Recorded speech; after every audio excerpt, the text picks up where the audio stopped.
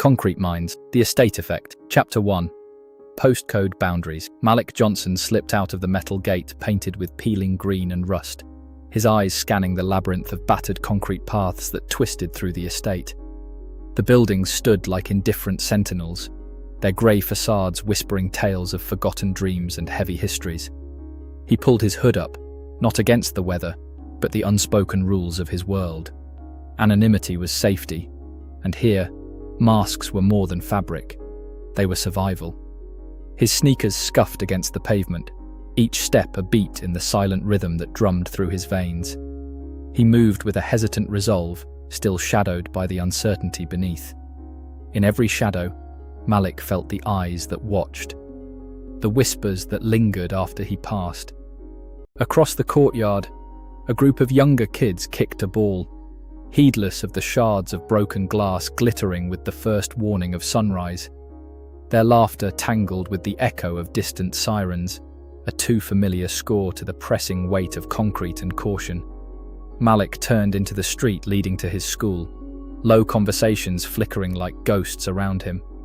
Boys gathered in small clusters, their banter veined with bravado and the shared language of shared struggle. A familiar voice called out, and Malik turned to see Darnell grinning, hands stuffed in the pockets of a puffer jacket that seemed 2 sizes too large, yet carved out a swagger of its own. "Yo, Malik!" Darnell's voice carried a welcome warmth, a momentary escape from the cold undertow of their environment.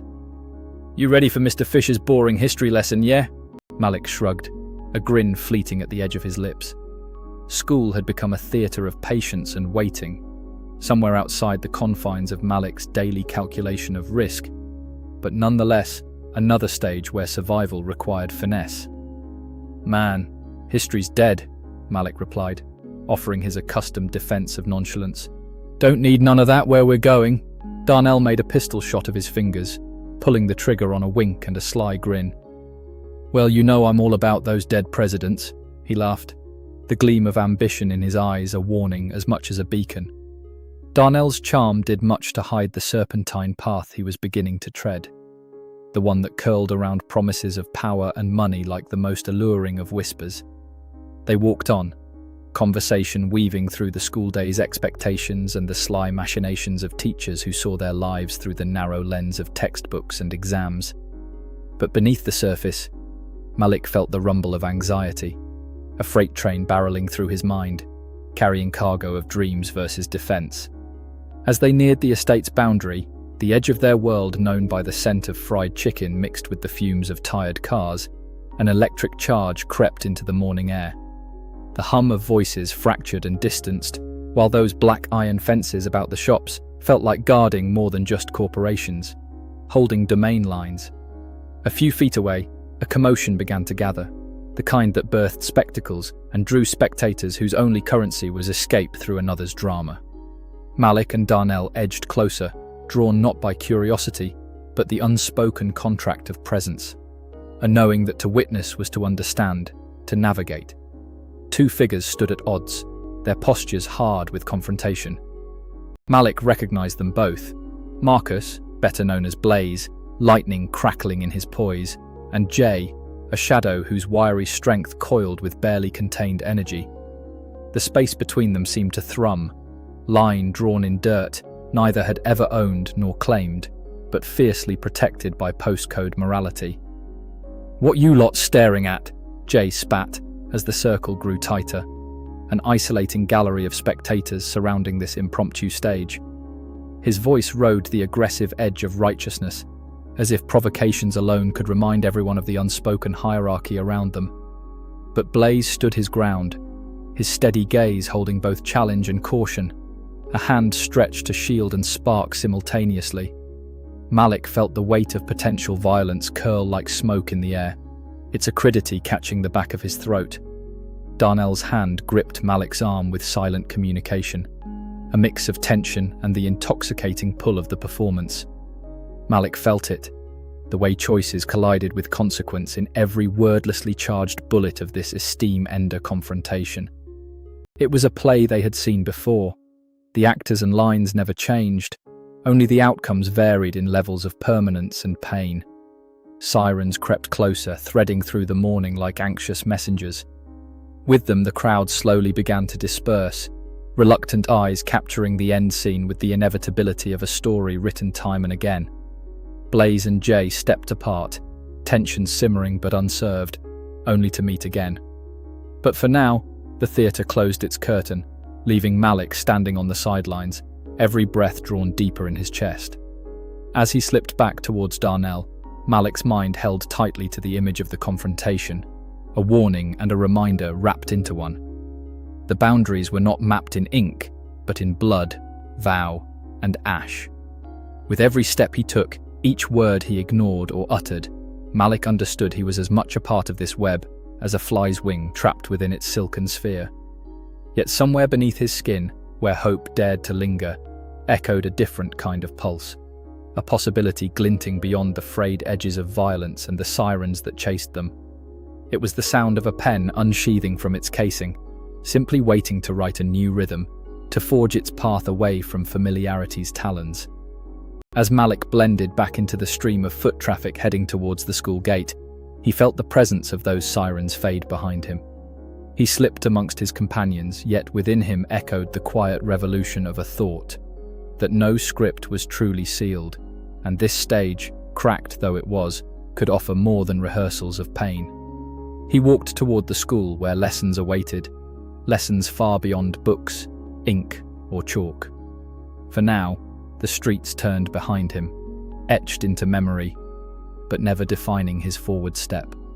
Chapter 2. Becoming invisible. Sarah Johnson wrestled with the handle of the front door, the weight of her workday wrapping around her shoulders like a dense fog.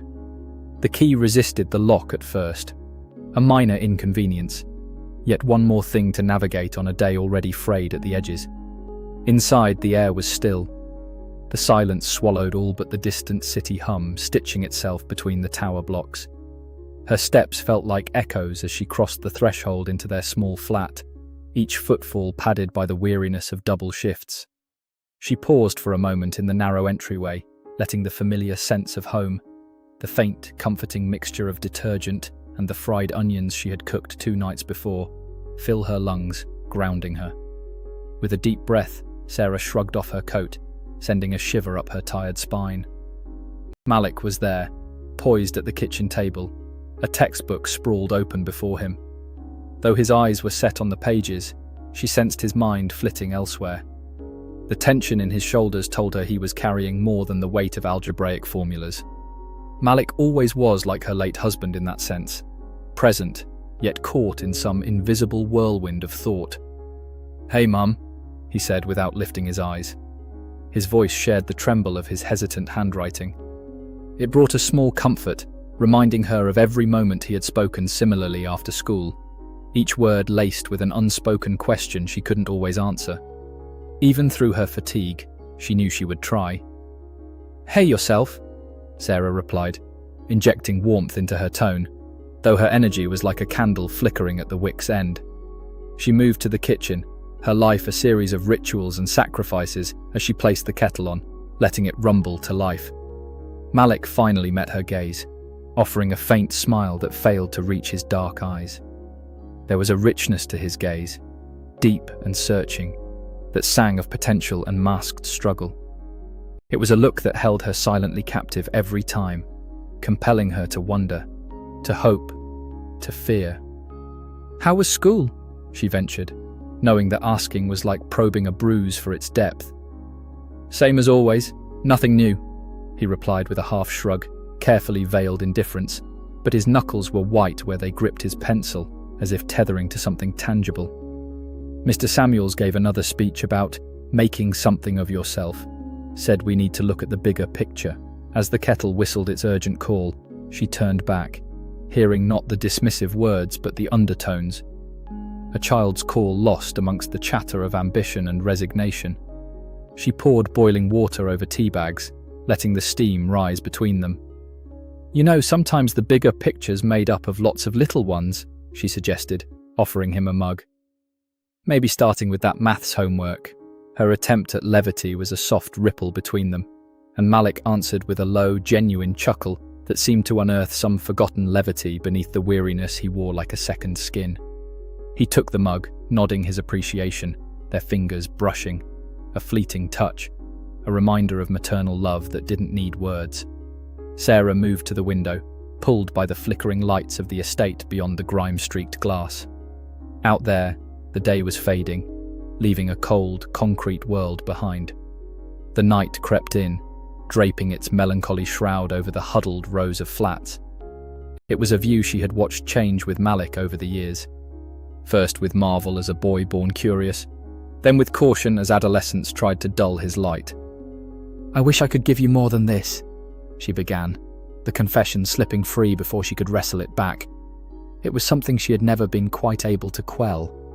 This feeling that there was had always been, something more just out of reach. Malik was silent for a moment, considering the world outside, then the one he shared with his mother. "It's enough, Mum," he said finally, with a conviction that seeped into his words, bridging the distance that sometimes gaped between reality and hope. "As long as we've got each other," she smiled softly at his reassurance. Such weighty gratitude for things so ordinary. It was these small mercies she clung to, threading them into the frayed fabric of her resolve. Their brief moment waned, her exhaustion tugging at the corners of her vision. She retreated into the small living room, the sofa beckoning her to a rare respite. But as she sank into its familiar embrace, a thought pricked her mind. Tiny needles of worry threading into consciousness. There were matters she had to lay down each night, fears she hoped Malik wouldn't bear. The relentless cadence of news filled with counsel cuts and violence. The creeping dread when Malik lingered too long in the evening shadows. The echoes of sirens too easily imagined as a knock on the door encircling her mind like an unwanted halo. Sarah looked over to where Malik now sat, earphones in, shoulders hunched in concentration. The burden of choices he'd yet to face wrestling for space, next to a dream she wished he'd see as more than a someday. She sighed, hoping he wouldn't fall into the lure of evasion with Darnell or onto roads leading nowhere but darker alleys. Outside, the estate settled into nighttime rhythms.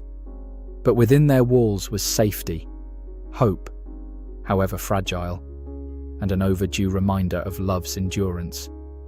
And then, a sudden knock at the door, sharp and insistent, cut through the quiet.